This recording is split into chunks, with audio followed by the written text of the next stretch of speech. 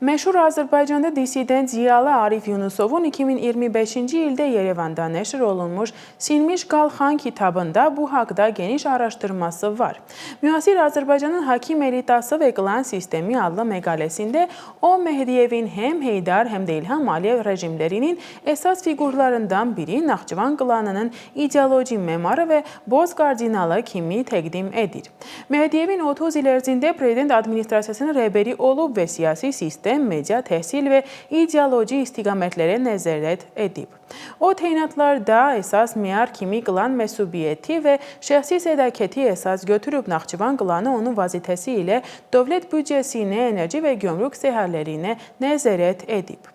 Yunus qeyd edib ki, Naxçıvan klanı ilə yanaşı Ermənistandan gəlmiş Azərbaycanlıların Ermənistanlılar və Kürd adlandırılan qruplaşmalarında təsiri var idi.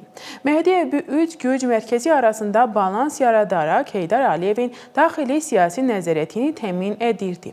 Məhdiyevin rəhbərlik etdiyi sistem əsasən daxili hakimiyyət və iqtisadi monopoliya fokuslanmışdı. Xarici siyasət və Qarabağ məsələləri onun üçün prioritet deyildi.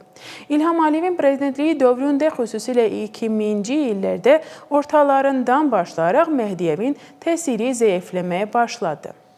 Prezidentin həyat yoldaşı Mehriban Əliyevanın ailəsi Paşayevlər yeni göç mərkəzinə çevrildilər. Onlar daha müasir, qərblə əlaqəli, Bakı mənşəli elita idi və Sovet dönemindən gələn əlayətici kadrlarla ziddiyyətə gətirdilər.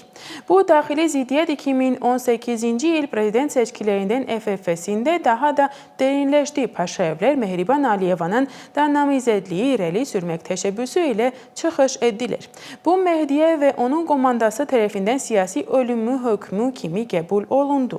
Məhdiyev mətbuatda və akademik dairələrdə bu iddiaya tənqid edən məqalələrlə çıxış edirdi. Bu cür ailə dövlətçiliyi lağa görürdü. Lakin İlham Əliyev artıq açıq şəkildə həyat yoldaşının və Paşayevlərin tərəfində idi. Beləliklə Azərbaycanın klan sisteminin əsas memarlarından biri olan Ramiz Məhdiyevin siyasi karyerası başa çatdı.